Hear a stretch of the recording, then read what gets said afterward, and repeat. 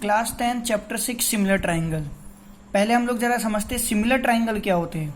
देखो ऐसे कोई सी भी दो figure, two figures having the same shape, ठीक है ना। यहाँ देखो मैंने मेंशन करा है सेम शेप के साथ में, and not necessary the same size, उनका साइज सेम होना जरूरी नहीं है, आर कॉल्ड सिमिलर फिगर। देखो जैसे ये पिक्चर बनाई है मैंने, एक बड़े स्क्वायर में फिगर फेस बनाया है और एक छोटे स्क्वायर में फेस बनाया है, दोनों सिमिलर फिगर है। इट मीन्स एक दूसरे को ओवरलैप नहीं कर रहे। नेक्स्ट है कॉन्ग्रेंट फिगर, ठीक है ना। आप इस सिमिलर फिगर की बात ये भी समझते हो, जैसे कि आपने मान लो कि एक पासपोर्ट, एक A4 साइज का फोटोग्राफ खिंचवाया आपने, ठीक है ना।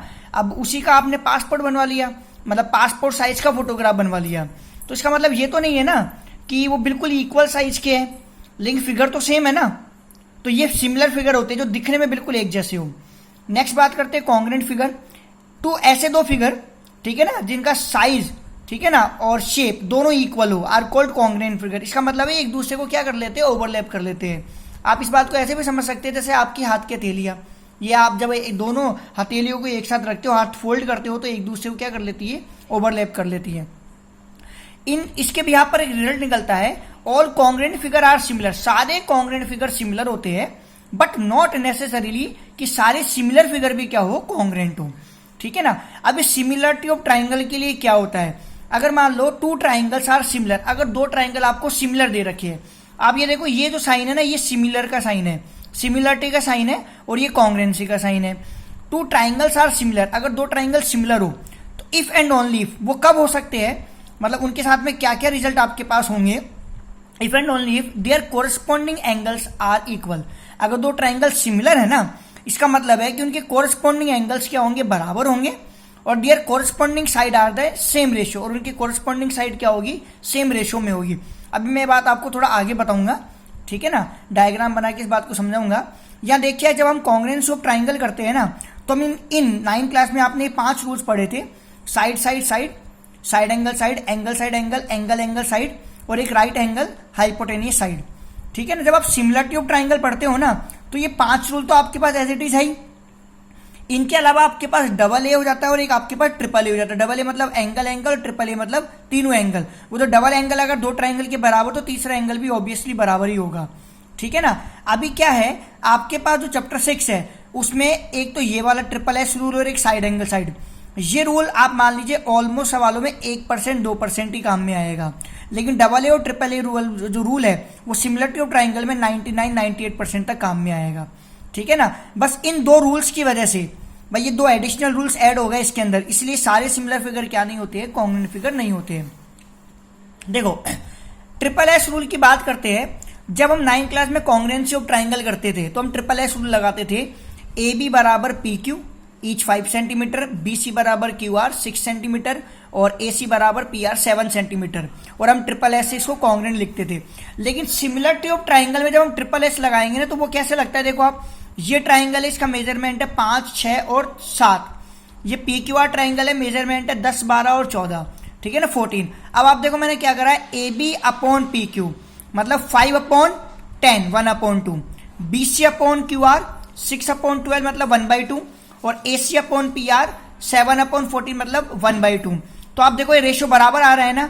इसमें रेशो में, जैसे यहाँ पर इक्वलिटी में इक्वल करके कंपेयर करते हैं ना, यहाँ पर रेशो में चीज मेंशन करी जाती है, तो रेशो, ठीक है। तो बाय ट्रिपल एस ये ट्राइंगल एबीसी किसके सिमिलर हो गया, ट्राइंगल पी क्यू आर के। नेक्स्ट देखो आप, इसी तरह से अगर मैं साइड एंगल साइड रूल लगाऊंगा, ठीक है ना, तो क्या होगा, दो साइड का रेशो होगा और उसके बीच में बनने वाला एंगल होगा। तो आप देखो A B upon P Q, A B upon P Q कितना है, 5/10, 1/2, B C upon Q R 6/12 वही 1/2, और एंगल बी और एंगल क्यू बराबर है, गिवन है। तो ये अप्रोच आपकी क्या कहलाएगी, साइड एंगल साइड। तो आपको सिमिलरिटी ऑफ ट्राइंगल में ट्रिपल एस ऐसे लगाना है और साइड एंगल साइड आपको ऐसे लगाना है।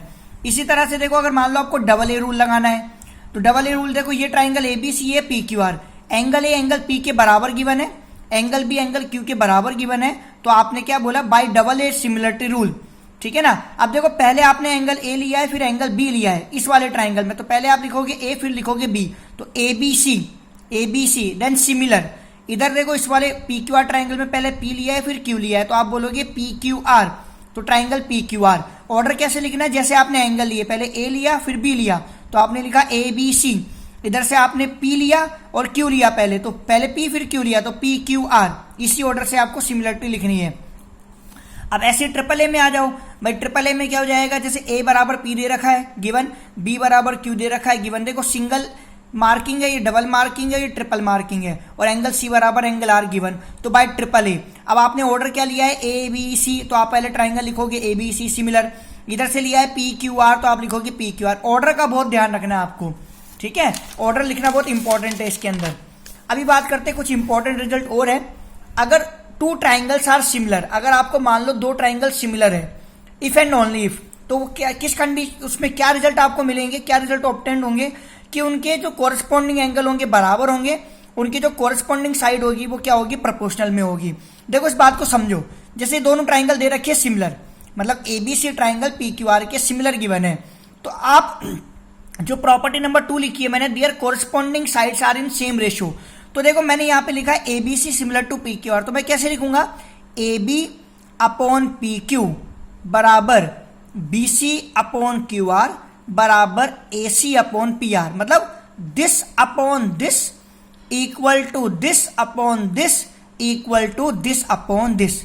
ये तो प्रॉपर्टी नंबर 2 की बात हो गई।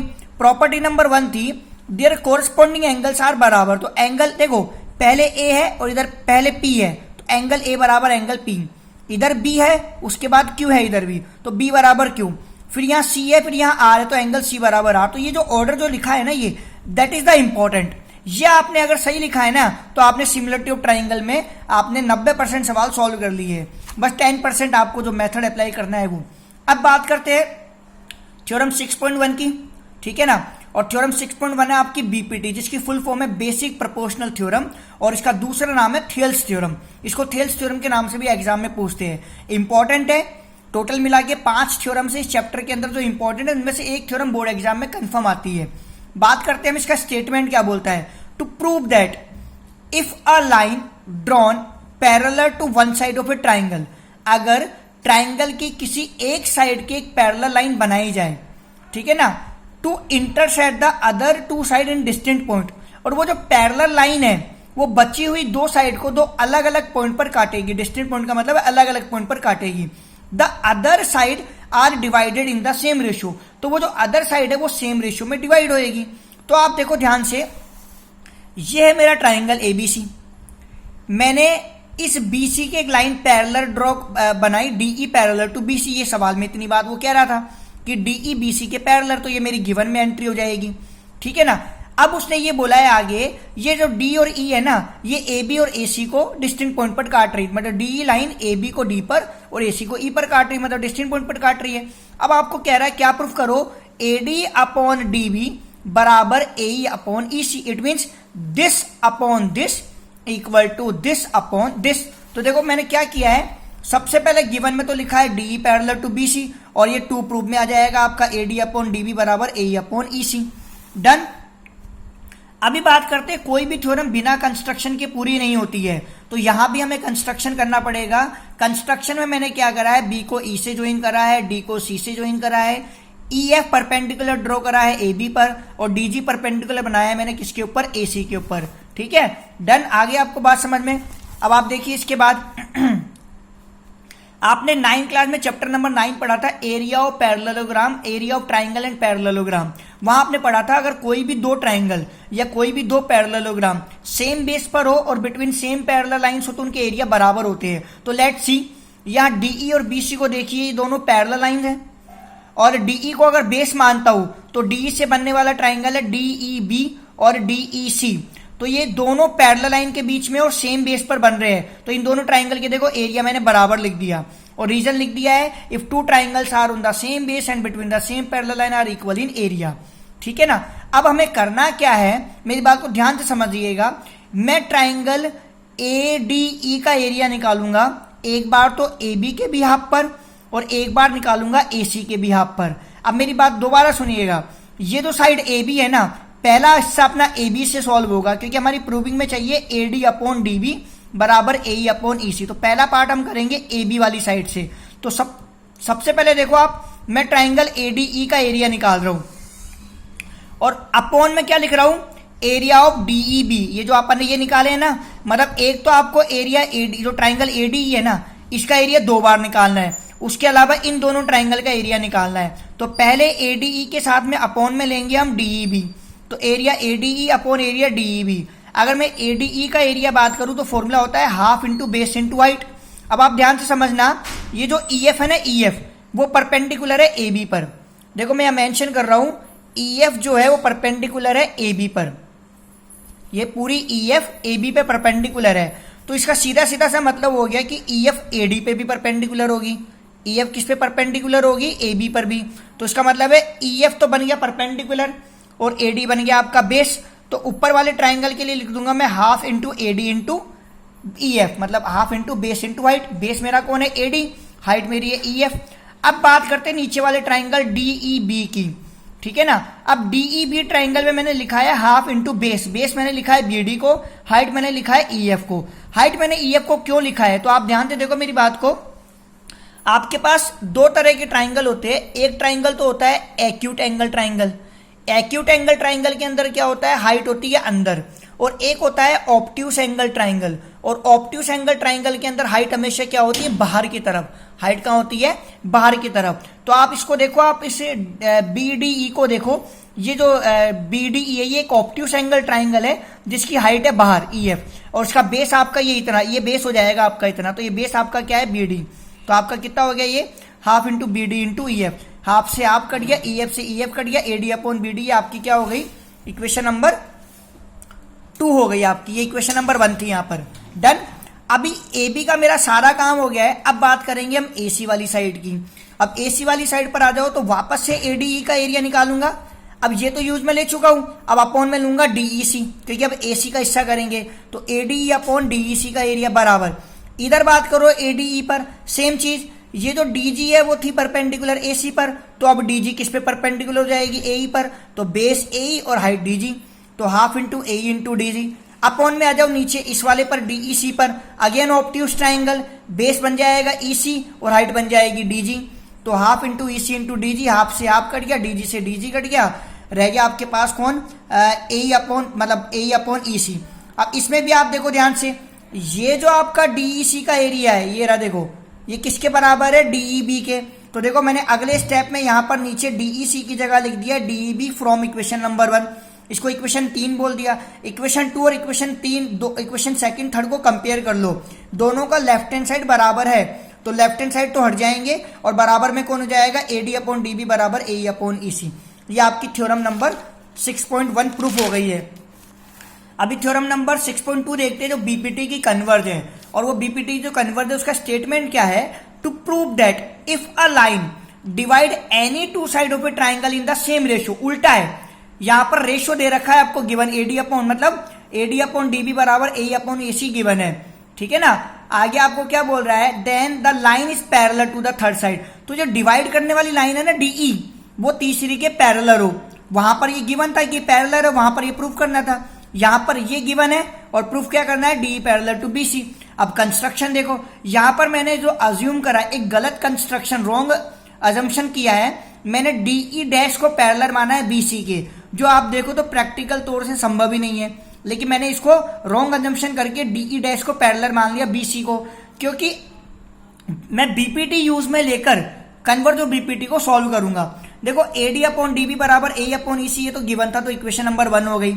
अब मैंने बोला कि डीई डैश पैरेलल है बीसी के, तो मैं क्या बोलूंगा? By BPT AD upon DB बराबर क्या लिखूंगा? AE dash upon E dash C, ठीक है। अगर ये इसके पैरेलल है तो बीपीटी कहती है ये एडी अपॉन डीबी और एई डैश अपॉन ई डैश सी को बराबर रेशियो में डिवाइड करेगा।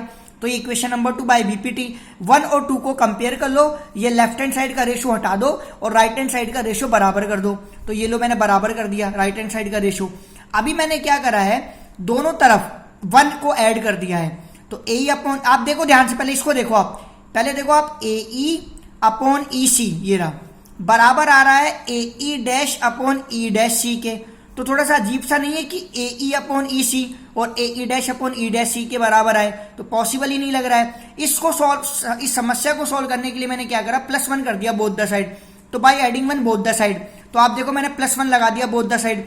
अभी इसका एलसीएम ले लिया ईसी, तो ऊपर ये ए प्लस भाई ईसी से ईसी तो कट गया, इसके नीचे 1 के नीचे 1 ही होगा, तो ये आ जाएगा क्या 1 से ईसी टाइम जाएगा, तो ईसी बन जाए ईसी बराबर इधर भी अपॉन 1 है, एलसीएम आ गया ई डैश सी, तो ये ए डैश तो एज इट इज आ गया प्लस ये आ जाएगा इधर ई डैश सी। अब आप ध्यान से देखो ए प्लस ई सी, ए प्लस ई सी का मतलब हो जाएगा ए सी, ठीक है ना, यहां पर आ जाएगा आपका ए सी, इस जगह पर तो आपका आ जाएगा ए सी, ठीक है, और अपॉन में ई सी। और नेक्स्ट देखो आप ए डैश प्लस ई डैश सी, ए डैश भाई पहले तो देखो यहां पे ये आया था ए प्लस ई सी इस साइड में ये वाला, तो इसकी जगह तो मैंने लिख दिया पूरा ए सी। नेक्स्ट इधर देखो आप यहां पर आपके पास आ रहा है ए डैश प्लस ई डैश सी, तो ये पूरा कितना हो जाएगा ए सी, ये भी ए सी हो गया, तो ये ए सी से ए सी कट गया और अपॉन वाला एज इट इज, तो ये आ रहा है 1 अपॉन ई सी, ये आ रहा है 1 अपॉन ई सी, मैंने क्रॉस मल्टीप्लाई कर लिया, तो ई डैश सी बराबर ई सी। जरा देखो आप ई डैश सी बराबर ई सी कैसे पॉसिबल होगा, ये तो ई डैश सी में तो ई डैश ई एक्स्ट्रा आ रहा है, तो ये चीज तभी पॉसिबल हो सकती है जब ये ई डैश और ई आपस में क्या करे, कोइंसाइड करे, मतलब ये दो अलग पॉइंट ना होकर क्या होंगे, एक पॉइंट ही होंगे। तो आप देखो मैंने क्या लिखा है यहाँ पर, it's possible if and only if when E and E dash R coincide point. इसका मतलब है ये जो आपका ई डैश है ना, ई डैश और ई, जो ये ई डैश शिफ्ट होकर ई पर आ जाएगा और ई को कर लेगा ओवरलैप, और ई डैश और ई वापस से मिलकर क्या बन जाएंगे, ई बन जाएंगे। तो इसका मतलब है DE dash parallel to BC by construction किया था, लेकिन ई डैश बन गया है ई, तो डीई बराबर BC, hence proved. I hope आपको समझ में आया होगा। आप लोगों के लिए मैं काफी मेहनत से वीडियोस बना रहा हूं, तो प्लीज मेरे चैनल को लाइक करें, सब्सक्राइब करें। Thanks for watching my channel.